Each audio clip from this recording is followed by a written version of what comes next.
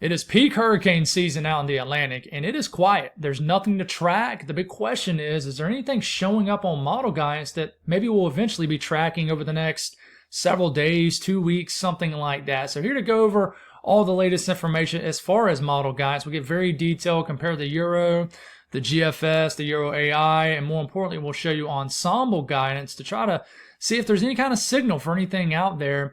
And then I'll kind of throw you my opinion on the rest of hurricane season, kind of as we just feed you guys information throughout the update on the tropics. After that, we'll speak on today's weather, and then we'll round off the video with a Bible devotion if you want to join us for that. So if you guys have not subscribed, certainly consider doing that. Like the video if you like it.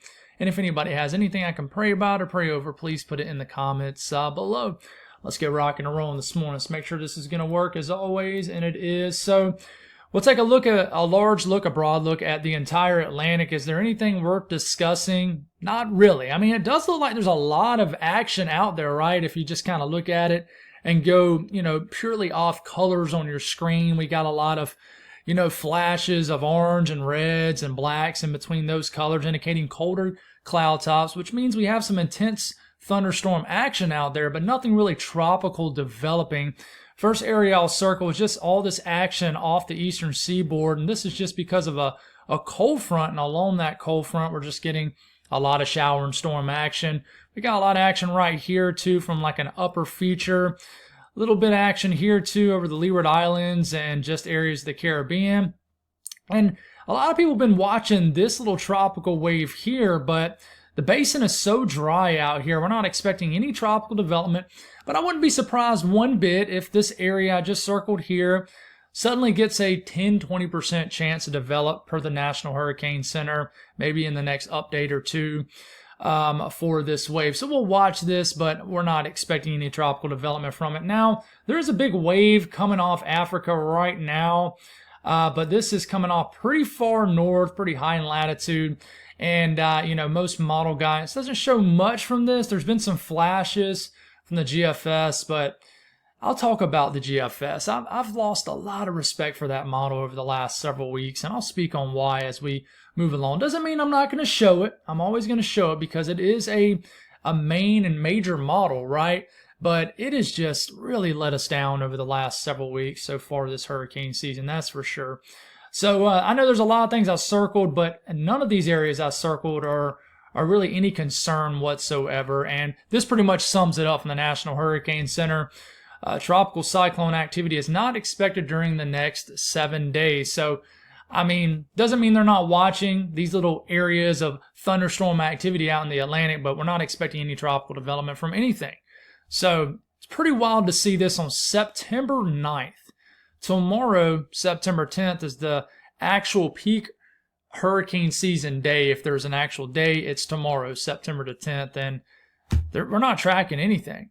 It was around this time last year where things started to get active again. We kind of hit a lull last year too, but we started seeing signals that things were about to begin to wake up. So what are we seeing right now? So let's go over the latest Euro from overnight. It's trying to pick up on this wave that's coming off Africa right now. There's a low pressure here, but I mean, I'm just going to move through this pretty fast. Thursday, this is getting into Friday, September 12th. I mean, you're seeing just kind of splashes of green and yellow out here, but nothing becoming defined. You're not seeing an L on your screen. No defined low pressure. We get into this weekend. We get into early next week, so we're about 6 days from now. Maybe a little energy trying to get a little bit more consolidated right here. But, that definitely looks like a pretty solid broad wave. So we're getting about a week from today at this point. And it does try to develop this, but it gains latitude pretty fast. Doesn't bother really a soul. And then we get past 10 days, and it does try to spin up a quick tropical cyclone, actually a tropical storm.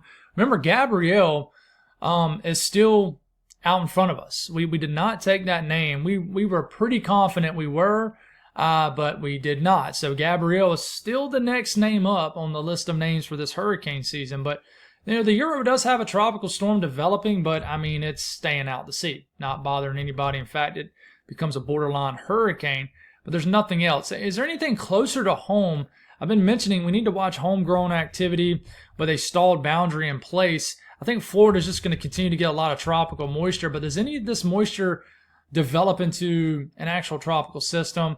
This weekend, it does show a lower pressure developing off the coast of the southeast, and we'll have to watch that, but it never really does anything. And then we get about a week from today, we get between that day 7 and day 10 time frame, and there's a lot of energy in this area, but nothing really coming together on the Euro. But that is a lot of energy, I would say. And if I was to flip this to, say, the lower level vort, I mean, it don't show a whole lot, but, you know, these kind of areas in yellow and orange, this indicates where we have some lower level energy. And if we can see these wind barbs starting to spin cyclonically, kind of like right here, but we're way far out. I mean, all the way out to September 20th, 21st. See, there's a little quick spin up that happens. It's a broad one, very elongated. But in general, the Euro operational run does not show anything. Now, what about the GFS? It goes out about 9 to 10 days, and it's still running right now. But it doesn't really do much with the wave. It tries to pick up on another wave behind the one coming off Africa right now. You can see it here, 10, 12 millibar low about 6 days from now. We go about 7 days from now, and then we get about 216 hours out. Somebody mentioned in the last video that I said 300 days out. I definitely meant to say 300 hours out. I'm going to do that occasionally. I'm surprised I don't mess up my words more than what I do, honestly. But we don't have the entirety of the run, but honestly, the GFS has just been horrible. You know, we used to call the evening run of the GFS, the 18Z run, happy hour, because it always did something crazy. But it just seems like I don't know. I've lost a lot of respect for the GFS. Doesn't mean I'm not going to show it. And I think in some cases it's gotten better, but it's almost like it took a step back for the tropics for this hurricane season. But is there anything showing up on the GFS as we are getting into this weekend and early next week? Any homegrown activity? It continues to want to try to develop some sort of low pressure off a Central American gyrum, which is basically a broad area of low pressure over Central America. Sometimes some of this energy can get on the Atlantic side, Eastern Pacific side, and then develop tropical characteristics. And the next thing you know, you get a tropical cyclone. And the GFS continues to try to do this, but the thing is, you know, it's backing this up in time. So the more this is backing this up, the more I don't believe it's going to happen. And the Euro does not show this. Now, if you go to run prior to this from overnight, it shows a tropical storm developing off the coast of the southeast and hitting the Outer Banks about 8 to 9 days from now. The run before that, which was last night's run, showed a major hurricane just about in the southwest Atlantic with a tropical storm in the Gulf. The run before that, something similar but not as strong with the system in the southwest Atlantic. Now you go to this run and it's backed off from everything. So it's hard to respect this model right now. I've lost a lot of respect for it. It's going to take it getting a couple more wins under its belt for it to get my respect back personally. Doesn't mean I'm not going to show it. It's just way too flip-floppy. The Euro AI model, we start this off for this Thursday. We get into Friday. We get into this weekend. It doesn't like the wave coming off Africa right now. It likes a wave behind it that's still way out over North Africa. 10, 11 millibar low. A little bit of a low rider. Gains some latitude. Kind of remains a weaker low pressure, but never develops. And then it doesn't have anything behind it either. So nothing on the Euro AI model between now and the next 15 days. Closer to home, nothing really either. You can see a lot of energy off the coast of the eastern U.S. here, but just a stalled front in place for the foreseeable future. And it does want to develop a quick low pressure kind of out of the Bahamas. Looks more like a late October pattern. Looks kind of weird, but it's so far out it's hard to even take this serious. So the Euro ensemble, which remember makes up 51 members, throws them all in the output for us between now and the next week. Weak signal for a wave down here in the MDR. I wouldn't even pay much attention to this right here because there's not hardly any members. And we go about 10 days out, and some of those members survive, develop into maybe a stronger system, but it's just a very scattered and smothered signal.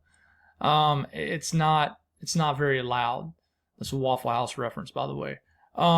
We look at the GFS ensemble. It's definitely more interested in a wave that could come off Africa. There's a lot more members, and Remember, the GFS ensemble makes up less members too, so to see this many members, it likes the idea of a wave, but then again, it's hard to take it serious.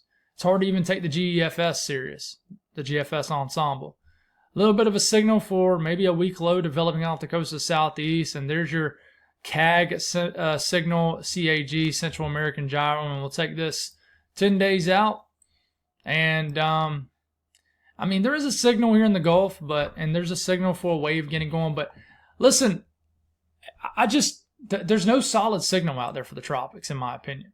We go back to this. This was issued a week from today. Well, I'm going to be very interested to see what the Climate Prediction Center thinks on today's updated week 2 to 3 outlook. So this was Tuesday of last week. This gets updated today, and it still thinks, and we're going to go on a jump ahead just to week 3. It still thinks for September 17th through the 23rd that there's a 40% chance of tropical development in this dark red area out here in the tropical Atlantic. Still a risk of tropical development here in the Gulf and areas of the Caribbean, Southwest Atlantic too. But we just got to see. I mean, there's really nothing. There's no concrete signal of anything out there right now. So it's good news. I mean, it is. But before I move on to the next graphic, just keep in mind, guys, the hurricane season's not over. And I'm not just saying that because I want you to keep coming back to my channel and to click on it and get me some views. I know a lot of people, not a lot of people, I know some people think that, and that's cool, you can. But it's not over. I mean, late September can do some awful things with hurricane season. October can. We always joke around here locally. You put all your fall decorations, or you put out all your pumpkins or Halloween or whatever you do, and a big old hurricane comes in and blows everything down within a couple of days of putting everything out. So it's always a thing around here in the southeast, for sure. So but just we got to continue to watch out. But there's really nothing concerning at all right now to really discuss. And what we got to watch for is as we work into late September, we're going to work into a more favorable phase of rising air across the Atlantic, and the Atlantic could really wake up when that happens. So moving forward, talking about today's weather, we got some rain. It's a rainy start for areas of the UP of Michigan, and we got some rain across the middle of the country and some rain dancing around Florida. It's going to just continue to be the rinse and repeat pattern here in Florida. With a stalled boundary, a little bit of rain in place across the western U.S., but all in all, there's no real active weather out there. And the watches, warnings, and advisories map, just some dense fog. I mean, that's about it. The risk of severe weather, we'll have to watch the central and southern high plains, from Amarillo, Lubbock, up to Ray, Colorado, Liberal, Dodge City, Garden City. There's a level 1 out of 5 risk of severe weather, so we'll certainly pay attention to that. But the light green area is just a general risk of thunderstorms, nothing too crazy. Excessive rainfall outlook, nothing to worry about. And then the southeast today, we're just going to continue to get numerous showers and thunderstorms across Florida. That's going to continue to be the general theme as you got a frontal boundary to your north locked in. And you'll continue to be trapped in a very tropical air mass south of that boundary. So if you're wondering why has it been raining so much in Florida, that is why. So basically, the peninsula of Florida is stuck in a tropical, warm, humid air mass. But you head on up the road to Georgia, the Carolinas, Alabama, and it feels like fall. Like for example, it's 59 degrees at my house here in central South Carolina with a dew point of 55. It's wonderful. It feels like fall. Beautiful weather. And then we look into this evening. And, same thing, just scattered thunderstorms across Florida. Really, nobody else really gets anything. The northeast, low pressure off the coast will try to bring some scattered showers into New Jersey, the Delmarva, Long Island later this evening. So don't be surprised if you get some light rain showers. These will eventually skirt across southern New England later this evening, but not a big deal. But we could get some heavier rounds of rain later tomorrow morning into New Jersey, New York City. Up into southern New England, could be more of a damp morning tomorrow compared to this morning for sure. South central U.S., watch for those thunderstorms that fire off into the high plains. They don't look worrisome at all, and they probably won't be too bad, but You see these storms here from the Panhandle of Texas, Oklahoma, western Kansas, eastern Colorado. We could have some cells that could produce some severe hazards, so be aware of that. And then eventually this energy will kind of consolidate and move a little bit further into Kansas and Oklahoma, but not overly concerned about that. The UP of Michigan, a lot of rain shower activity today, and this evening it'll become more widespread. Some showers across Michigan and Wisconsin and the UP of Michigan, southeast Minnesota. Congrats to y'all Minnesota Vikings for winning y'all's game yesterday. Sorry for Chicago fans. But we start to get into Wednesday morning, not a whole lot going on. I'll tell you guys, I think about this sometimes a lot. I know that Minnesota Vikings, Chicago Bears, and the Packers up here are three very passionate fan bases, and Detroit too. It's got to be cool living up here during football season. I mean, y'all got the especially near Green Bay and stuff, the classic fall vibes. It's in my opinion, when I see like people tailgating in Green Bay and stuff, and in the fall time it looks like fall, in the winter it's snowing. I think that's just perfect football weather. I'm a Carolina Panther fan, but I'll be honest, I'm not a diehard Carolina Panther fan. I was more of a NFL fan when I was younger, actually. And now I'm more of a college football fan. I'm a big South Carolina Gamecock fan, huge. But, I've always thought if I lived up here, I would probably be a fan of one of these teams, and how cool it would be to just go to a game and it just feel like football outside and not scalding hot. But anyways, just got a little time, so thought I would get off on a side story. But anyways, looking at the western U.S., there's just not a whole lot. A little spin in northern Cal. And then sometime late this evening, we will get some showers across Oregon and northern California, northern Idaho, western Montana, some showers across the Rockies. But it doesn't look very active anywhere. Temperatures, beautiful, beautiful fall-like weather across the eastern U.S. Just phenomenal. It's just going to be a wonderful fall-like day. The further west you get, probably the more humid it gets. It gets a little bit warmer. But, I mean, even Arkansas, Texas, Louisiana, doesn't really look that bad at all. And then we take it into the western U.S., cooling down a little bit more for the west. The middle of the country is warming back up, but not too bad really anywhere. So, well, that's all I got. Let's do a Bible devotion. And, man, these videos have been short for my standards. I still don't know how people make a video in 10 minutes. That's definitely a talent. But doing a Bible devotion this morning, we are in 2 Corinthians chapter 12, verse 9. And it says, "But he said to me, my grace is sufficient for you, for my power is perfected in weakness." I'll say it again. But he said to me, my grace is sufficient for you, for my power is perfected in weakness. So I wrote down a couple things. I said, God's grace is always enough to meet our needs. What God can do is more evident when we are at our weakest. God doesn't always just remove these weak moments in life. He provides his strength, favor, and guidance needed for us to endure this. Therefore, followers of Christ should embrace our weaknesses as an opportunity to glorify God, already knowing that God will deliver you from your trials. When we are at our weakest, he is at his strongest. So his strength is shown through our struggle, not just for us to see, but for others to see also. Then a seed could be planted. So I hope that makes sense. And, I was reading this and I was thinking in a way that maybe a non-believer would think and would read this like, dang, God wants us to struggle. And that's not what it's saying. I think God here is just saying, embrace the struggle. Knowing, just like I wrote here, knowing that God's going to deliver you through it. I mean, God's going to deliver you through it. I mean, that's part of having faith, right? So embrace it as in, one of the couple things I always talk about is, if you go to God Follow God's will during that struggle, because even when you follow God's will, I mean, you're still good. There's going to be weak times in your life, like it says in the scripture. It uses the word weakness, weak. So, there's going to be struggles in life. Okay, so follow God's will, talk to God, know what you got to do during those times, and grow through those struggles, through those weak points, and you come out stronger. And I always say this: people's always watching. And I use this example all the time. It might be somebody that that's kind of on the fence of believing in God, and might just flat out be an atheist or something.